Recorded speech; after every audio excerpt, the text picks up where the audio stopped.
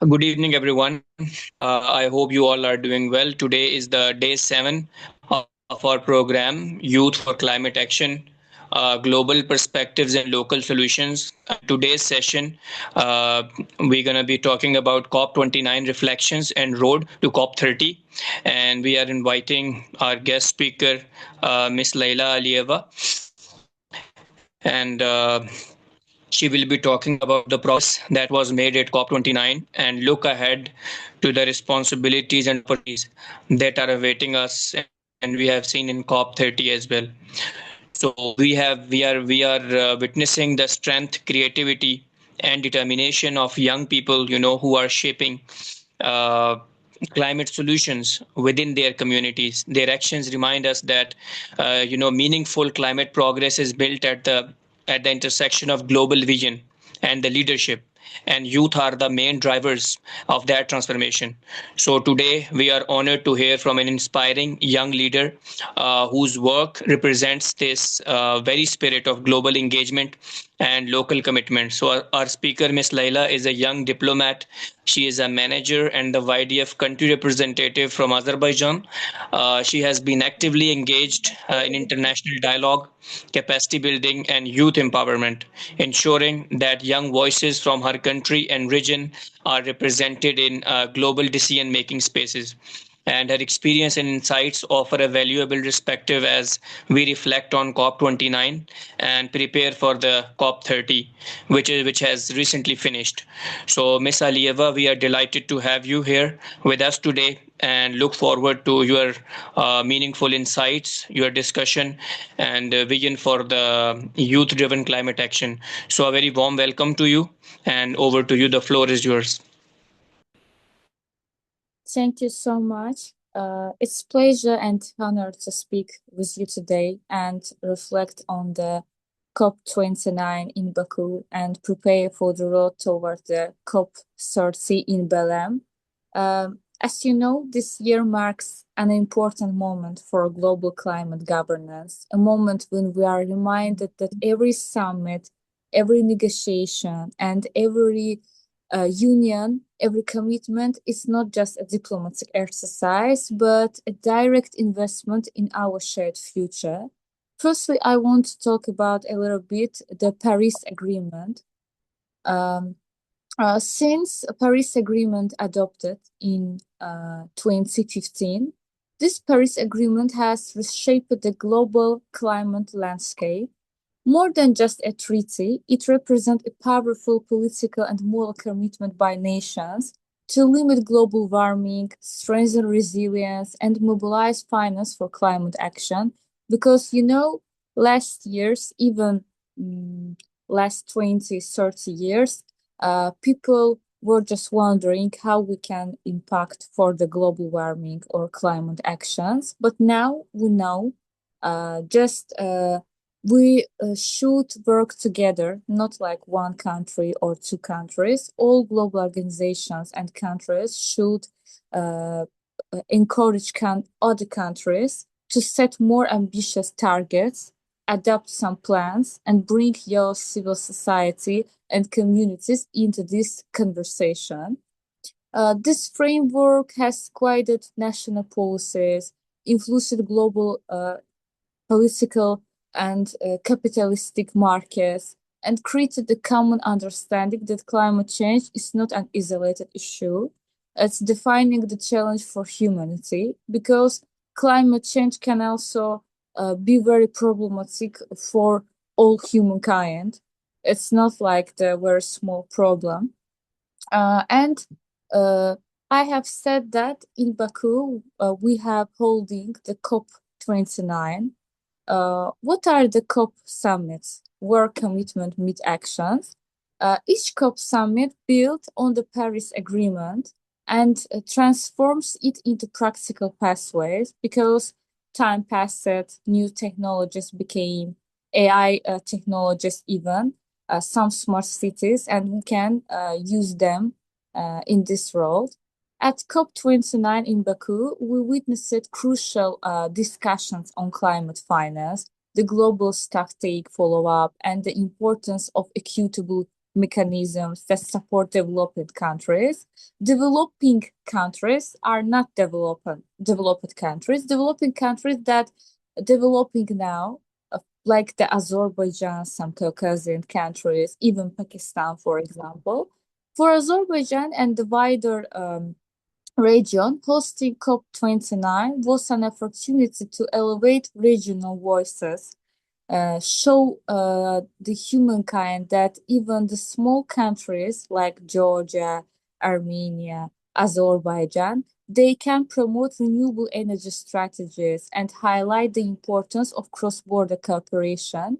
As we look ahead to the COP 30 in Brazil, we are moving into a phase of implementation. This means turning promises into projects, targets into timelines, and like ambition into measurable impact. It also means ensuring that youth are not just observers, like, okay, we're observing something, but we're the active contributors. In Azerbaijan in COP29, all volunteers were in the volunteering based, like free based, and it shows that local participation in government is so high in our country. And I think that it's very important, the role of youth and local government, because local government means that we are want to participate in decision-making process, and actually decision-making process implement to some laws and some different development policies. Young people actually bring energy, innovation, motivation, and uncompromising demand for accountability, because in past years, like for example, 100 years ago, people was not demanding some reports from the government, but now it's very important because we want to see some financial reports. We want to see some divisions and outdated thinkings. So we understand that climate action requires diplomacy, technology, community leadership, global solidarity, some big data and data science like equipments. And we understand that the window for meaningful action is closing quickly. Today, I urge all of us, all participants, to strengthen youth participants in national delegations, policy-making process, and climate finance mechanisms. Our leadership is essential if the Paris Agreement is to achieve its full potential. Don't say that, oh, my country is small, we don't have some financial resources. It's not about that. Because you can be the global leader without the financial resources. We have social media, we have different ways of promoting this kind of stuff. As we transition from Baku to Belem, let's carry forward the spirit of cooperation that defined the COP29. Let's work for a future where climate justice is upheld, where resources are shared fairly, and where no community, whether in the Amazon, the Pacific, the Africa, or the Caucasus, is left behind. The Paris Agreement gives us a global mission. COP summits gives us the tools, and actually we were the momentum. We can move on and we can decide. Then I want to talk about a little bit about the personal story section. Like climate change is not a distant or abstract concept. As young professional, I learned that even the small actions, joining youth dialogues, contributing some research, engaging in cross-border exchanges can lead to meaningful change. And today, standing here, I am reminded that every young person has the capacity to influence global climate policy, not by waiting for an invitation, but creating their own space in the conversation, like, for example, Musavar as well. Azerbaijan, as the host of the COP29, played a crucial role in the bringing the world together at a critical Sure. Our region, at the crossroads of the Europe and Asia, is unique positioned to act a bridge between the continents, economies, and cultures. In recent years, Azerbaijan has expanded renewable energy initiatives, strengthened partnership on wind and solar development, and engaged more actively in international climate diplomacy. The preparation for the COP29 helped accelerate these efforts and placed the youth at the center of global dialogue. From the Caspian Sea to the Caucasus Mountains, we have seen the first-hand how the climate resilience, biodiversity protection, and sustainable resource management are not just environmental priorities, they are essential for stability, security, and long-term prosperity. And I want to conclude that the Paris Agreement give us some direction, and people, especially young people, can be give climate action its purpose. And the road to the COP 30 in Brazil is not simply a path from one host country to another. We should share with you some experience and implement it in the COP 30. For example, one of the most critical lessons from the COP29 and from very previous COPs, it was ambition means nothing without the finance, says very global leaders. We need real investments, we need predictable funding, and we need mechanisms that reach communities on the ground. For developing countries, climate finance is not a luxury, it's necessity. Without it, adoption remains slow, resilience remains weak, and our most vulnerable population are left behind. So we need some transparent, accessible, fair, aligned with the Paris Agreement long-term goals. Then I want to highlight the unique power of young people like us. Around the world, youth are leading climate action in ways that previous generation couldn't even imagine. And I want to talk about a little bit Greta Thunberg. She's the young activist, and she don't have so many resources, but she have a very big achievements in this area, and I want to share some experience in the example of her. For example, she founded a global youth climate movement. Greta began her activism in August of the 2018 by skipping school and striking outside the Swedish parliament with sign reading the school strike for climate. And that single act inspired the billion people of the worldwide movement Fridays for Future. Within months, millions of students and young people around the world joined her, providing that a single determined individual can spark mass mobilization without some financial stability, because she don't have some financial investment at that time. Now she has, but at that time, no. Elevated climate change to a central global issue. Through her activism and the speeches, Greta helped more climate change from being a niche concern to a major topic on political and media agendas worldwide. Many credit her with bringing urgency and visibility to environmental issues. Her outspoken, direct style, often grounded in scientific facts, challenged leaders and societies to take responsibility and act. Worldwide youth mobilization and mass demonstrations. Following her lead, the global climate strikes rocked many countries.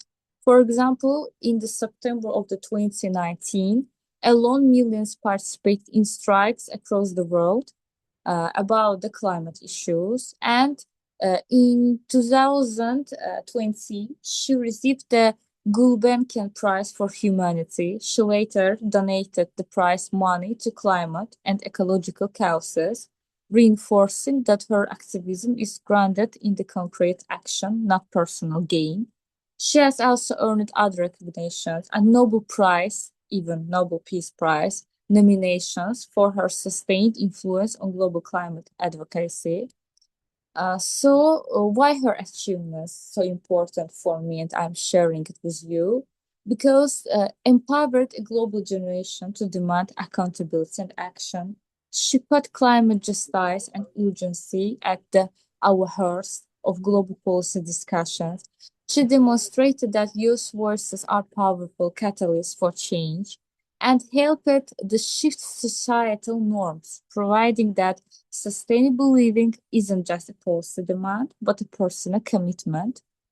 And I want also talk about the Azerbaijan example of the COP29 again, because it's very global mission, and we have some like even the wrong terms, even some problems here, and it can be very great for improve them in the next COP missions. As host, Azerbaijan emphasized a multi-pillar agendas aimed at advancing global climate action. For example, our thematic priorities were first, adoption of the new global climate finance goal, replacing the old uh, uh, $100 billion year commitment, then strengthening ambition under the Paris Agreement, encouraging parties to update their emission reduction plans and adopt adaptation plans about the NEPs and commit to clear pathways. Third, operationalizing international carbon markets through the activation of Article 6 of the Paris Agreement. It was also shared in our president website of the Ilham Aliyev website, establishing mechanisms for loss and damage, financial support to vulnerable countries harmed by climate impacts. For example, Japan.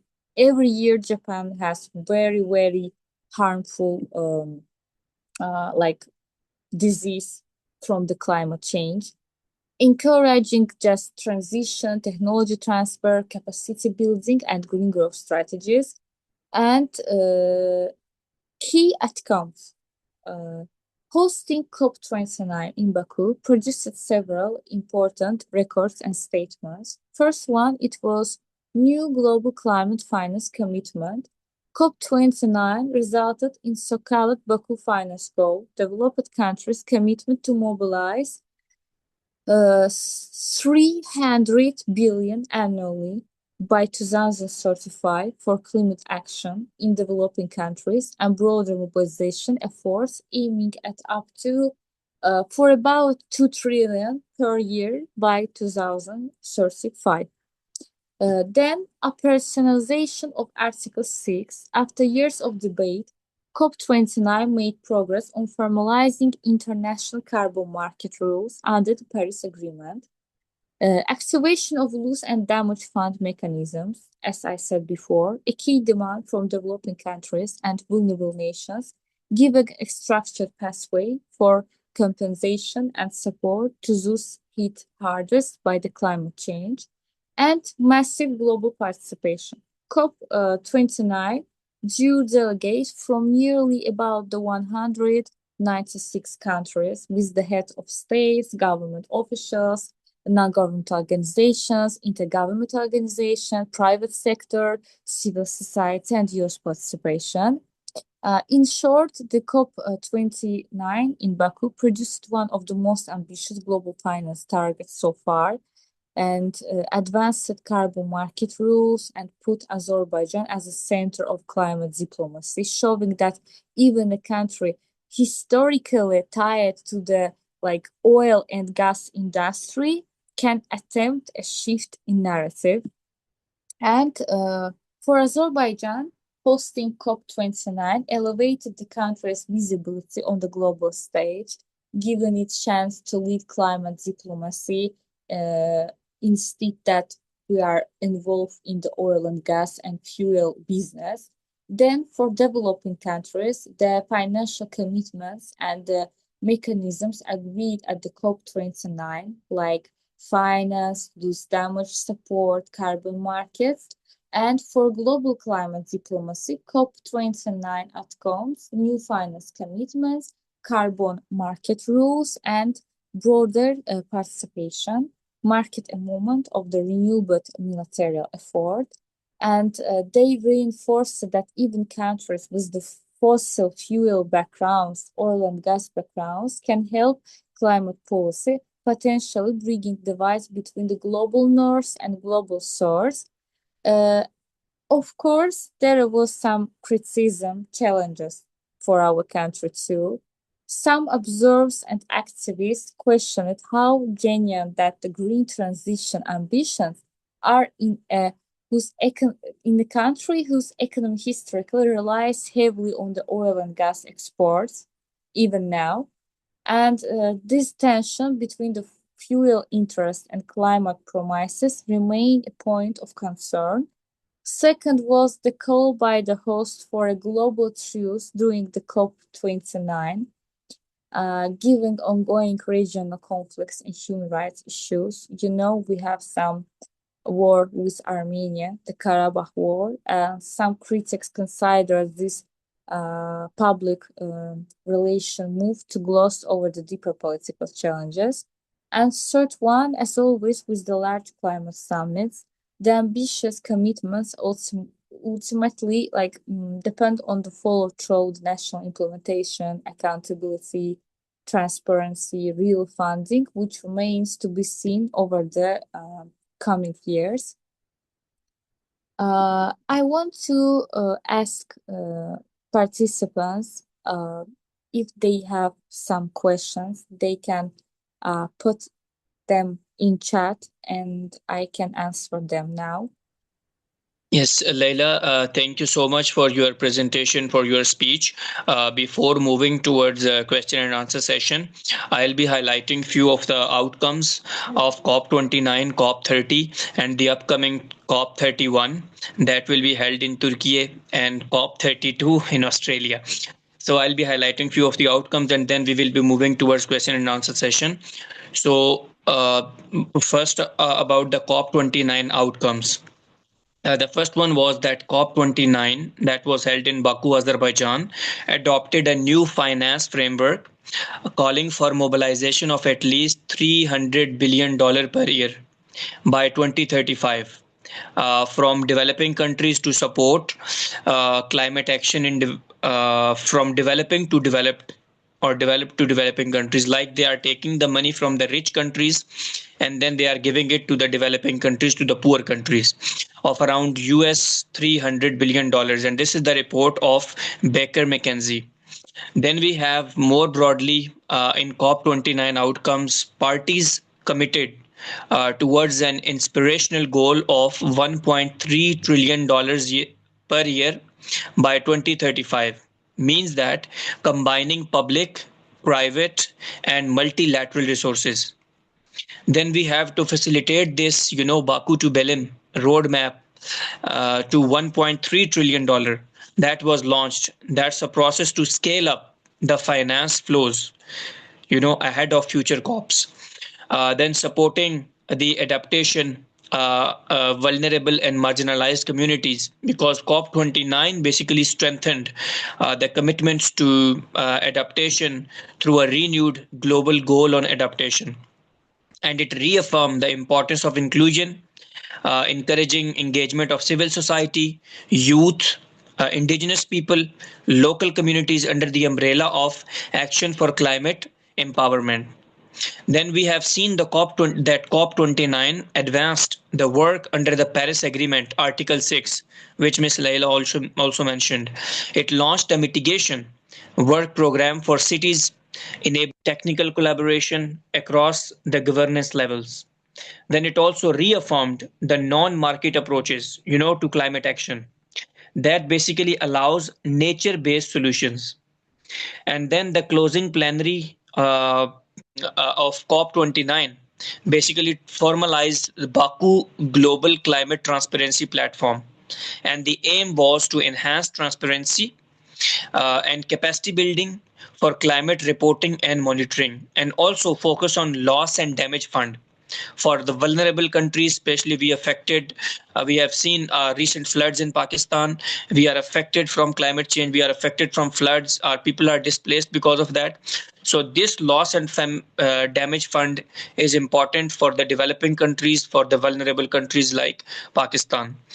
Then COP29 made progress on frameworks for loss and damage. The fund's trustees and secretariat, that is basically hosting the agreements like Baku, and paving the way for it to start financing the projects. And this was particularly important for least developed countries, LDCs, and small island developing countries, climate vulnerable countries like Pakistan. Although many observers say that what was agreed remains insufficient for their needs because the damage is more. So that's why it is not sufficient. Then I'll be quicker ahead on COP30 that was held in Belem, Brazil. And we have seen there are some latest developments as well in the COP. For example, Brazil leadership was praised for keeping the talks, and at the same time, the gap between the ambition and the final negotiated outcome, that was also unmistakable.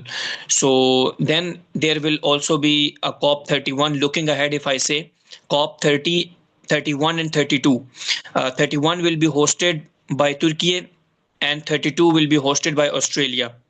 That is definitely taking an unusual role in running the talk. So this structure will, might offer chances for new breakthroughs. Definitely, there will be new things will be coming up for the new host countries. For the COP31 next year, then COP32 in Australia. So new things will be added, new financing mechanisms will be added.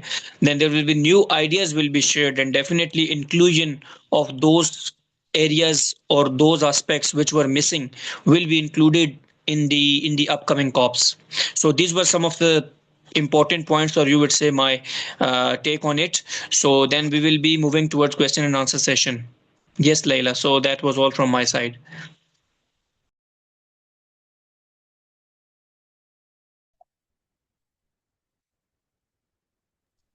Yes, Wasim, go ahead. Thank you Uh, so much, sir. I have, sorry. Yes, I hear you.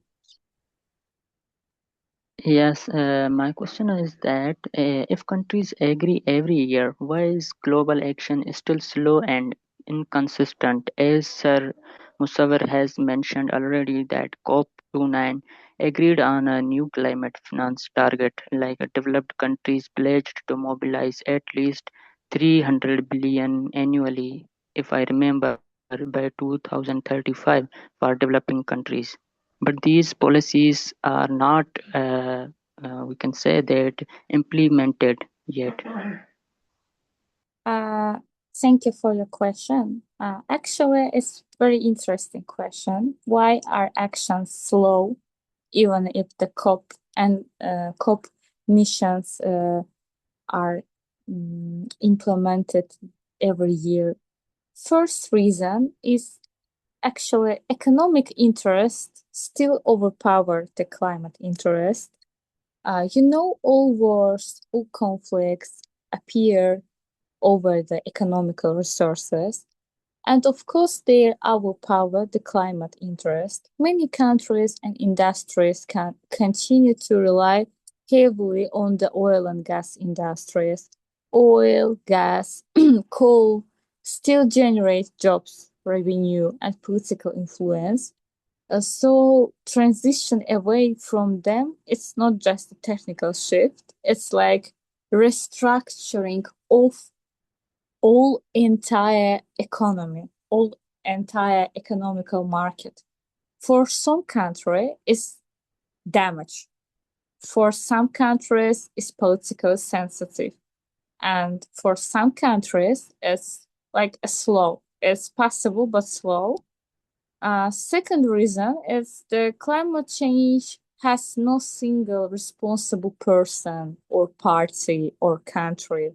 We are all like living in the planet, in the earth, and so climate change is global, and responsibility is unequal. I can't say that Azerbaijan have more responsibility than Pakistan, but I can be sure that we have more responsibility because we are oil and gas country and we give more harm to Earth than Pakistan, for example. But still, it's unequal. Then developed countries build their wealth using the fossil fuels, like United States of America, UK, Canada, Norway. They can say easily, okay, we will use only renewable resources or green resources. It's not very easy. It's very complicated. Then developing countries are still struggling to grow their economies. For example, our neighbor country, Georgia. Georgia have only the 3 billion people population, and they don't have some financial resources, economy. Actually, they don't have some oil and gas resources, even other resources. They survive their economies only with the help of the tourism. Okay, so this creates tension: the who pays, who transition faster, and who sacrifice more. So I hope that my answer was very detailed. And I am also want to mention that technology shifts also take the time. Even with innovation, bringing some energy systems, transport, new agriculture mechanisms, industries, and urban planning to other countries can be built over the 150 years. Yes, but we need to do it in the 15. So it's kind of problematic. Thanks for a question. It was very important. So, ma'am, I want to add something if you allow me. Yes, of course. So, ma'am, what will be the future of the countries like non-renewables energies depending countries? So sorry, I can't hear your first sentence. Can you repeat? Ma'am, I said that what will be the future of the countries that totally depend upon the non-renewable sources after the shift of the non-renewable energy to renewable energy? Okay. Uh, actually, as we confront the climate change, one of the most transformative solutions lies in renewable energy, as you said. Solar, wind, hydro, and other clean sources are no longer a distant dream. So many countries they have practically.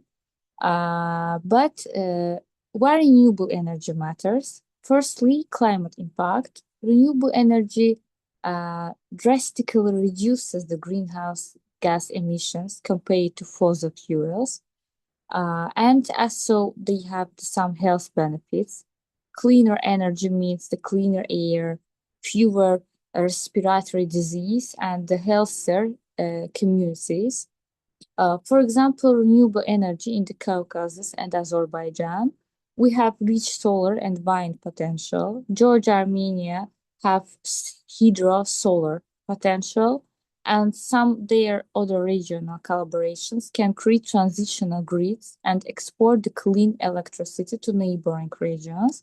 But we have, as you said, some challenges to overcome. Firstly, investment gaps. Building renewable infrastructure requires very big capital because it's very complicated. Secondly, policy and regulatory barriers. Third, technological and grid integration challenges. And the last, public awareness and adoption. People must embrace new energy behaviors like rooftop solar or electric vehicles. But in some developing countries, it's a little bit hard. At the end, I will conclude this answer like renewable energy is not just an environmental solution. It's an economic and social imperative. like every solar panel installed, every wind turbine spinning, every investment in green infrastructure bring us closer to the sustainable future. But don't forget that all our day depends on the finance, on the economy. So the time for small step is over. The time for bold action is now. So all countries should talk about renewable energy resources, and it can be lead for more quick actions from the countries. But I want to ensure again, it's very difficult because it requires so many financial and economical resources, because one solar panel, it's very like complex, and for the developing countries it's so problematic to install it on the roads, on the some like streets. So it will be take some time for change our policies from the non-renewable resources to renewable energy resources. All right. Thank you, ma'am. Thank you too. I want to be sure that all participants asked the questions. I think we have one question from Mehin. The hand is, yeah, Yes. go ahead. Okay, thank you, Miss Leila, for the valuable information you shared. It really helped me understand the context of COP really better. But since the Paris Agreement, like you mentioned, sets the main goals for limiting warming and guiding climate action in a proper way, and every COP is meant to give more guidance towards these goals, we can say, like you mentioned during your speech, especially with COP29, that happened right before the major updates that were expected currently in COP30. So I wanted to ask one question about how do COP29 outcomes reflect the progress of the current COP30, and if it's really if it really actually meets the goals of the Paris Agreement targets or not. Okay. Actually, thank you for listening my speech and participating. Actually, the COP missions through the time and future role of the COP29. I want to talk about it a little bit because some student asked me that every year COP's missions happen, but we can't see some development or some new strategies. It's just like Eurovision, all people bringing some authorities to the one side, then talk about the Paris Agreement, take some pictures, and now no implementation, no some adaptation of these rules.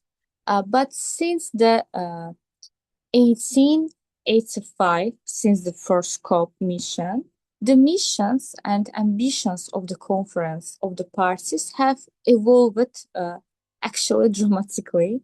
For example, in the early COPs, like for about the till the 25, they was focusing on the raising awareness, only awareness. Like they have some informative goal to establishing some frameworks like the Kyoto Protocol, and the world was learning to talk about the climate change in a structured international way. Then in the middle COPs, from the 26 and 2015, focus shifted to binding commitments, emission targets, and the Paris Agreement of the 2015, which brought almost all nations into common goal of limiting global warming to well below the 2%. Recent COPs missions emphasize expanded to implementation, finance, adaptation, loss and damage, and monitoring progress. So COP became more action-oriented, not just negotiation tables as I said before, they was like only for signing some contracts, some protocols. Sorry, I have some technical problems. Yes, it was about some protocols, some agreements, some negotiations, but now it's mostly about some negotiation tables. For example, COP29 in Baku reflects some next phase of climate diplomacy. The Baku Finance Goal sets some funding targets for developing countries, for the cheaper countries than United States of America, European Union countries. This signals that future COPs will focus not just on pledges, but on real, measurable delivery. Of course, COP29 was more about the volunteering, youth innovation, smart cities, sustainable development goals. COP29 highlighted youth involvement, technology and innovation. Then regional leadership and collaboration. By hosting COP29, Azerbaijan, not only for like our country, but for whole the Caucasus region, shows that even energy producing countries like us can lead climate diplomacy and encouraging regional cooperation as a model for the future global collaboration. COP29 made progress on Article 6, carbon trading. It's about the carbon trading and loss damage mechanisms, paving the way for practical structured solution rather than the abstract promises. And of course, a future-oriented approach. COP29 emphasized that climate action must be equitable and science-based with a reporting system, not like, okay, we will achieve something until this year. Now, since our COP29, all countries requires accountability reporting from the global organization and government, what they are due every month for the sustainable development, for climate actions from these protocols and agreements. And decisions and frameworks set at the COP29 will influence, of course, the next COPs and beyond, turning the global targets into actionable pathways, especially for the all vulnerable nations. So I can say that our COP was different from the others because we have a demanding for some reporting system, and all nations agreed that until the 2035 we will develop for the all sustainable development goals. We will achieve some progress on Article 6 about the carbon trading, and of course bring smart cities and more smart energy to the countries. For example, even in Azerbaijan, in Karabakh region, for example, Zangezur and other regions, for example, in Ardahan, we are using now some smart city solutions. So since our COP29, I hope that in other missions, we will focus not only in agreements on some paper-based stuff, but also in systematical structured solutions. Thank you so much, Miss Leila. And I fully agree with you because I feel like before many COP decisions were mostly symbolic, so they didn't really have a practical meaning. So they didn't really hold any promises on paper without much action. So I feel like now that since last year, with COP29, there is more effort to put commitments into practice and like updating national targets because it's really important in planning adaptation and just generally improving climate finance through a full implementation, since we have to put the symbolic aspect of it behind us and just really focus on actually implementing those projects in real life. Thank you so much. Thank you too. I agree with you, and I hope that our new generation will develop these issues and find some new solutions. I believe that. Yes, Fareen. Assalamu alaikum. First of all, thank you so much. It was such an insightful presentation. So my question is regarding to the youth of the Uzbekistan. So basically, when we analyze, we have seen that Uzbekistan plants and animals are disappearing quickly, especially when it comes to deserts and rivers area.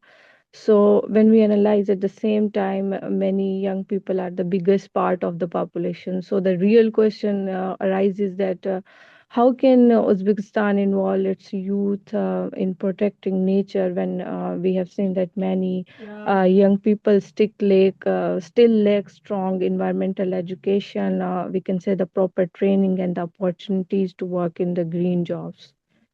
Thank you so much. Thank you for your question. Actually, it's very interesting story.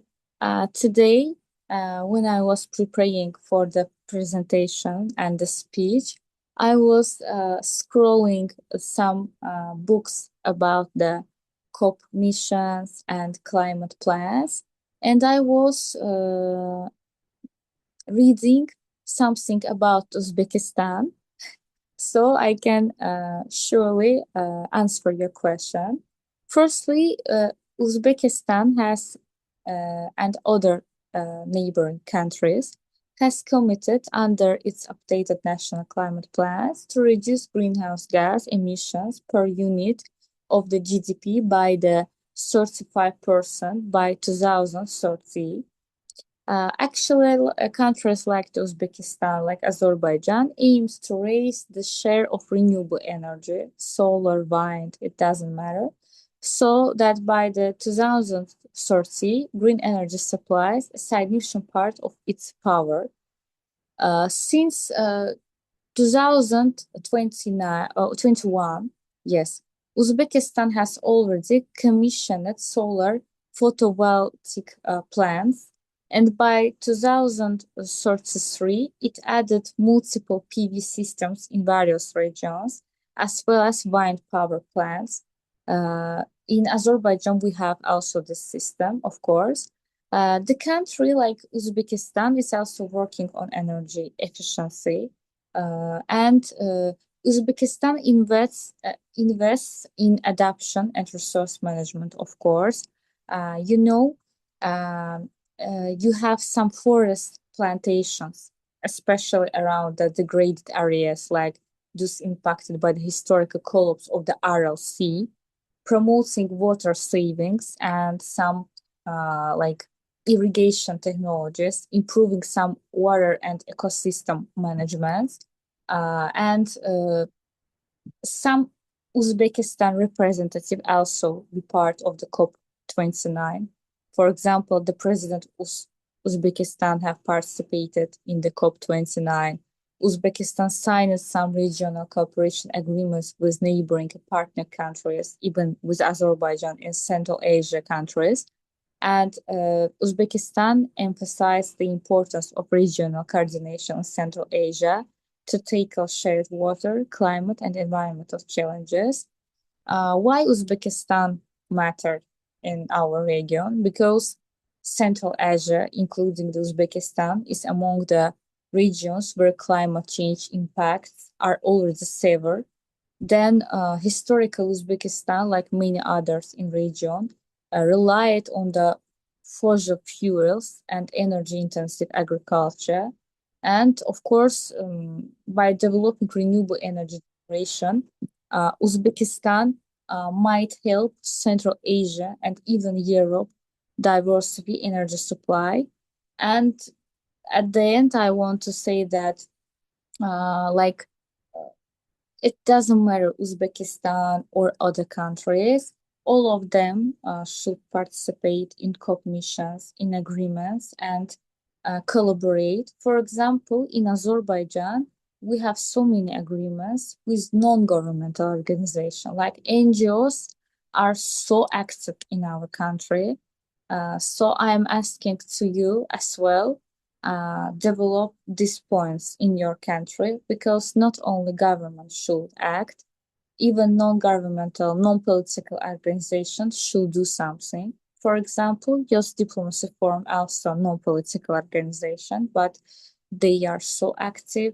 They participate. They have collaboration with several embassies and countries, and it shows that NGOs also can do something. So yes, my advice to be more active in local government, to participate in decision-making process, and be more passionate about the problems and sustainable development goals. Thank you very much. Thank you very much for your detailed and insightful answer. And my apologize, I mistakenly assumed you were from Uzbekistan. Thank you too. Okay, ma'am. I have a question about the national interest of the developed countries. Like we are talking about the climate change, but if we talk about the national interest, so according to my mind, it is you can say really hard barrier for the climate change, the national interest of the developed countries. And second question is about the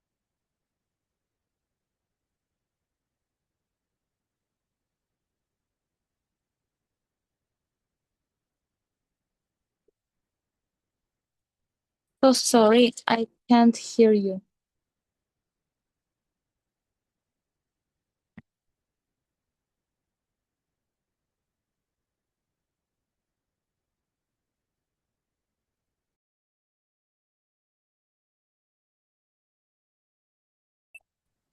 Can you repeat your question, please?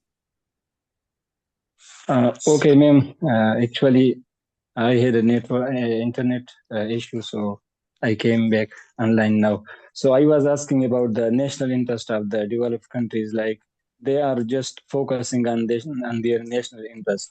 But if we talk about the climate change, so we all are affecting from it.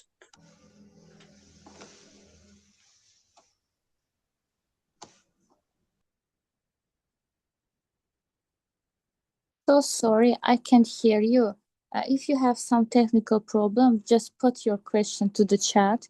Now I will read it and answer. I can also hold her hand. Please ask your question. Hello, Nila. My question is about mainly water pollution. I want to know that how COP conferences can affect decrease the water pollution, because nowadays we observe this problem that most countries they suffer from access to fresh water, and how COP conferences can resolve this problem, this issue, and which exact attempts made by COP conferences. Thank you so much. Firstly, ecosystem-based adaptation, like protecting forest and watersheds to naturally filter and store water. Secondly, pollution reduction initiative, encourage countries to invest in the clean water infrastructure, including treatment plants and wastewater management. Third, countries in Caspian and Central Asia regions discussed shared water management to reduce pollution and support sustainable development. And as I know, by the end of the next year, they will sign some new protocol, some Caucasian and some Central Asia countries about the water management. Then civil society engagement. COP29 included side events on water stewardship, some animals that living in the water, and community-led monitoring and citizen science. So basically, they have some initiatives about water management, not so much about the other stuff, but water pollution is one of the most urgent environmental challenges that affects a billion people worldwide. I agree with you. what can we do? Also, countries can raising the temperature and concentrate pollutants in rivers and lakes. Then one of the problems is melting of the glaciers and changing water flows in Caucasus and Central Asia. So they are working also on this matter, but no agreement signed in the COP29 about water pollution or wastewater management, unfortunately. But by the end of the next year, we are expecting that.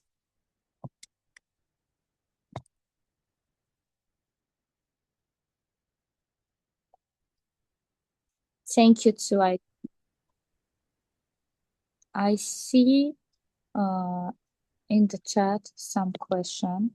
What is the most realistic and urgent action the global community must take in the next 5 years to avoid the worst impacts of climate change? Firstly, it's not about the global community, it's about the countries. Because general citizens are participating, volunteered, exchange some information. It's not about us actually. It's about the biggest countries like United States of America, some organizations like United Nations. They should be more quickly, more active in this matter because without them we can't do something. As I said before, economical resources are the main damager here because very big countries like Saudi Arabia, United States of America, they have their money, their capitalistic market over the economical resources, over the oil and gas industry, and it's not easy to replace them with some renewable resources and said, okay, we should work only with them because for the some governmental pollutions, it's not important. So yes, challenges is balancing economic development with some climate change protection. So basically, in our hand is only participate in some events and do daily basic stuffs like don't waste food, don't waste water, participate in some petitions, be active in social media, and etc. Other stuffs are on the government and coalitions. Yes, Laila, as we will have a lot of questions, so you have already answered, so many questions of the participants from Azerbaijan and Pakistan. So we have to end up our session here today, and I would like to thank you for joining us in this important conversation and discussion that was about the COP29, COP30, and what were the outcomes, what are the challenges, youth participation, and everything. And as we conclude the day 7, today we have concluded the day 7. So it will last for 14 days online. So we are left with 7 more days. 14 days will be online, and then on the last day, it's going to be an offline program here in Islamabad. So we carry with us not only just reflections, as I say, on COP29, COP30, but also, a sense of responsibility that, today reminded us that the global conferences like COPs that shape the framework of the climate action. And it's the young leaders like you people who shape this direction from the heart. So, from scaling financing, adopting the commitments to advancing, the innovations and stronger mitigation pathways. Youth voices, I would say, continue to push the world. You have already given the example of Greta Thunberg and some other activists as well, how they started. And they basically push the world towards the greater ambition and justice. So with that, I mean, we would end up our today's session here, and then we will be talking about the day 8 for tomorrow with another speaker. So thank you once again to Miss Laila for joining today's session as a speaker, and thanks to our participants as well from Azerbaijan who joined today's session with us. So thank you so much once again. Thank you. Bye. Thank you too. Bye.